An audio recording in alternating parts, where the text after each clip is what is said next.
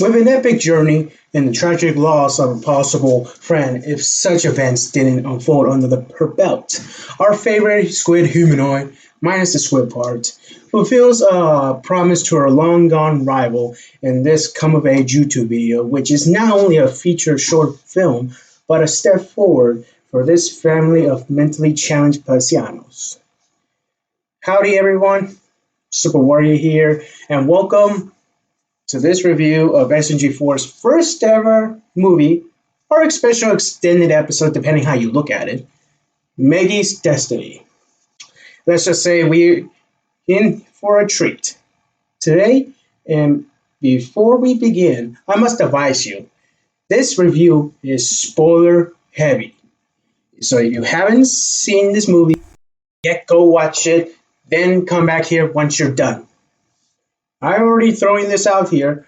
I highly recommend watching this video. If you're an SMG4 fan or very interested in these kinds of stories, are you done? Well then, grab your ink boys and buckle up. You're in for a ride. Last year was rough. To start off with the synopsis, our adventure begins with Meggy resting in her bed, telling us her backstory of how she was introduced into the SMG4 universe, met Mario for the first time, and reminiscing the dozens of journey they have and her new friends went on together. But her past year came with a price, all thanks to the SMG4's gang's anime-related hijinks. A spirally lit of events caused the casualty of Meggy's bitter rival, Destiny. When the two cephalopods were held captive at France's ink prison, she discovered her enemy never truly despised her at all, and was only forward to humiliation when it came to competition. During the Octo's funeral, Meggy and her new form vows to finally win a Spathless tournament in her honor.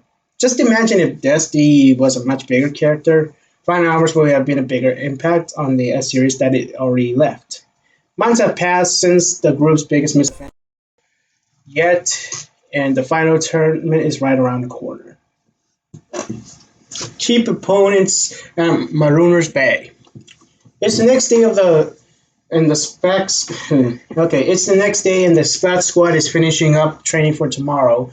Mario, Luigi, Meggy, and Tari are about to hone their turf war skills one last time, with the rest of the SMG4 group cheering on them in the bleachers. The team successfully completes their exercise as their friends congratulate and wish them luck for the big day. Professor Egad suggested they want to be victorious. They had to use his latest inventions, or as he calls them, ink boys, to even the score, since none of them can hide in and slide across ink. Meggy gets a surfboard, Luigi uses a roller chair, Tari obtains a keyboard, and Mario owns a lawnmower.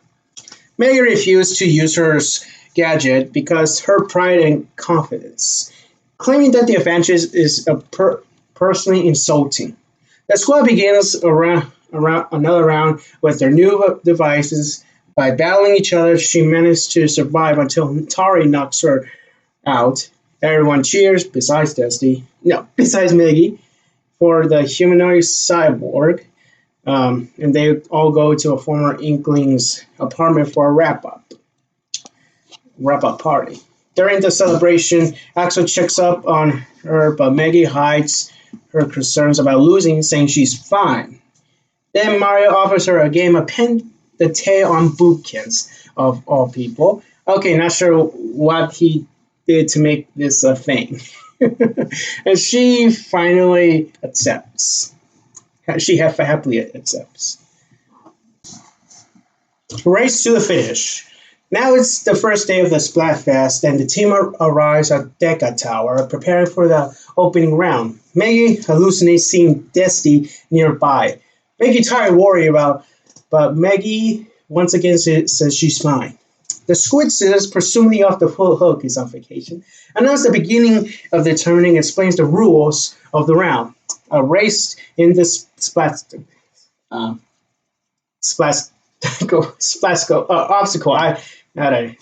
obstacle course. As of the test of agility and skill, and any fighting during this round will result in disqualification.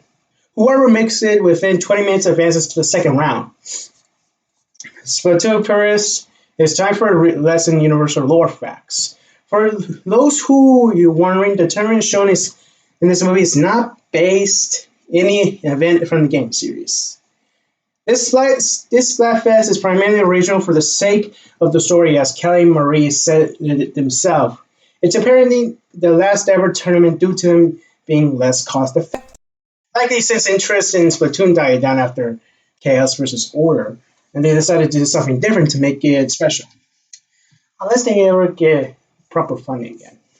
I did not make the rules nor the writers. This series is not meant to follow any canon video game lore, since this interpretation of the Splatoon universe is different from the official, just like the Mario one. And those who think humans cannot be in Goblet since they don't exist anymore, a little game called Super Smash Bros. Ultimate already kind of threw that rule out the window. Anyway, before the race starts, the team is abruptly introduced to their new rivals, Team Killer Inc. The two briefly have a back and forth as expected from typical rivalries like this. Then all competitors stand at the start of the race begins. Everyone races to the finish while beating the following obstacles: sliding down rails, avoiding buzzsaws, shooting sapfish dolls at the hoops, avoiding water sprinklers, which is a given for a Splat Squad. Climbing a tower, which Meggy managed to do with a lava butt bounce and long jumping a huge gap towards the goal. Our heroes run the control with the last obstacle thanks to Killer Inc.'s leader pushing Meggy off. But the team successfully rescues her with 30 seconds remaining. Later that day, Meggy walks around frustrated around her rivals teasing her for being human, and she tries to calm down with an order of ice cream. However, Krusty Scene notices her and explains that his food truck has a strict no humans policy. Then she travels to other shops which just happen to have the same sign earlier. Yeah, another one reference real life history, but someone needs to tell this side of Inkopolis that it's not 1965, or in this case 2015 anymore. and this might be the most confusing part of the video, that has refusing to serve Meggy doesn't make sense even for this universe. If she was able to live in Inkopolis after becoming human, why is this a thing now? Didn't she help save the town with her friends? But it turns out the sequence might be a dream all along, as Meggy sees her past self. She tells her that she is nothing without her old abilities, and she only won the round because of her friend's help. But human Meggy claims she's capable of her own, especially without the surfboard. Her inkling self leaves, and she wakes up.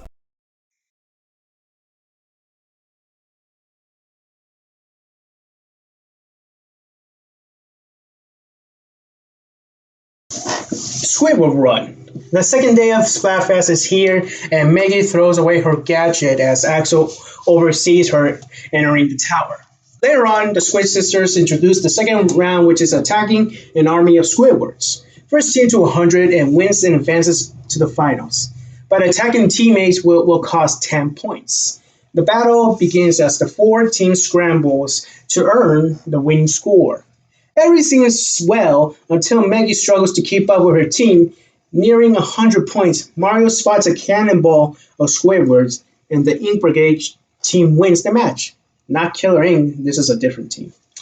The Splat Squad is shocked to have a loss, resulting in Meggy breaking down crying. She regrets throwing away the board as it would have helped them to win, and she runs away. Mario grows suspicious of the brigade's victory and proceeds to investigate. Meggy's despair. That night, Meggy is depressed about her failure, thinking about letting Destiny down. She exclaims, "Don't be sad," but it turns out to be Axel looking over to cheer her up. He hands over the sword she trashed earlier, saying that the professor upgraded his Wing Eater and is willing to test both of them out. They both spray and slide down the building, which cheers Meggy up, missing what it felt like having those abilities. Meanwhile, back at the stage, Mario, Luigi, and Tari search for clues about the rigged match. Mario trips on something, and it happens to be a switch behind some plants. He activates it, revealing a cannon that shoots out Squidward clones. And it turns out the winning team had cheated, and the three rush to tell the news. Back to Meggy and Axel as the two finish their fun. She is enlightened, but still complains about the board since it reminds her of her past. Axel explains that the device does not take away from her personality or show signs of weakness. Despite being one of the best manga artists out there, he relies on his trusty pen to unlock his true potential. What really matters is being yourself, and advantage is nothing to be ashamed of. Meggy agrees, but wishes he had told her before they lost the tournament. Suddenly, the Squid sisters barge in to tell her the good news. The Splat Squad is back at Splatfest. Thanks to the trio's detective work, which Mario desperately wants all the credit for, the Ink Brigade has been disqualified for tampering with the arena, and her team can compete in the finals. Everyone is ecstatic, especially Meggy, since she is relieved to have one last chance to fulfill her promise. Promise you a victory. Back to her dream, Meggy makes a deal with her past form to use the Ink Boy, and she evaporates into particles floating in the breeze. Then Destiny shows up asking her how it feels to fulfill her dream. But she said it's not about winning, and is doing this for her. Destiny smiles and knows she will win. Then it's the third day and final round at Wildlife Warehouse, where the turf war begins with the Splat Squad against Killer Ink. Poetically, as Callie says, it ends where all begin, this time with standard rules. The match starts and the heat is on between the competitors, resulting in some cool tricks from the squad team. As time gets closer to zero, tension builds up, and when three of our heroes get splattered, and it's down to Meggy. But through her skill and determination, she knocks out three opponents, with the triple killing buying her time. The Killer Ink leader tries to escape and she chases after her. Nowhere in sight, the leader surprise attacks Meggy and looks up getting mocked and then hallucinates Destiny as if she was right in front of her. Meggy exclaims she's only getting started. Using the sword, she throws her splash shot at her, kicks at her own weapon, and knocks her out. 15 seconds left, and the squad spray as much as the warehouse as they can. Time is up, and silence looms over the arena when the scores is tallied. I wonder if Judd and Little Judd are there. The winner is Team Splash Squad. Everyone cheers, and Meggy has finally made her vow to win for Destiny with tears of joy. The SMG4 congratulates their friends, and Bob declares another party back at the apartment to celebrate the wondrous occasion. Buddy Egad shouts for a thank you for his vengeance. Sorry about that, Egad. No matter what. Back at Meggy's home, everyone is gleefully partying the evening away, and she is finally proud to have completed her momentous task and thanks Axel for his help. Meggy goes outside the rooftop, feeling the sunset, and Destiny's spirit appears. She asks what should she do now.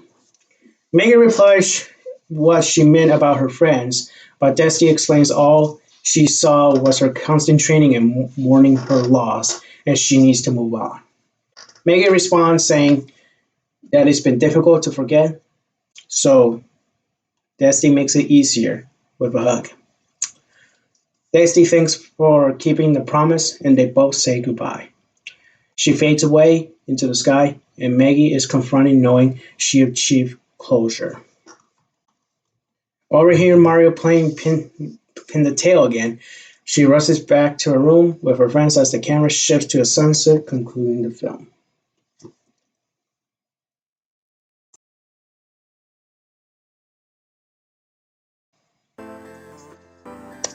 A tear-jerking, goofy, and fun film. I love this movie a lot, and the positive reception is well deserved. Luke, Kevin, all you guys at Glitch Productions, fantastic work as always. Fantastic work for bringing justice by finishing what the Animarch left off.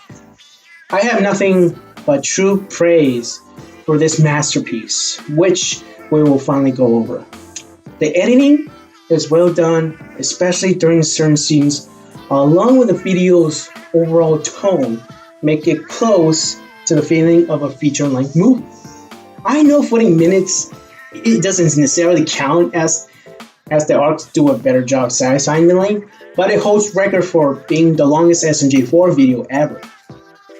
Characters are spot on, with Meggy having the starting role to boot. The comedy is par for the course like the usual SMG4 video, but I'm glad it doesn't clash with the overall story and serve its purpose. For a good laugh, it usually does. And there are memorable moments, such as Meggy crossing paths with her Inkling self, Axel helping her, and my most favorite part of the whole movie, the ending, when Dusty hugs her and says goodbye. That's so powerful and beautiful. I have that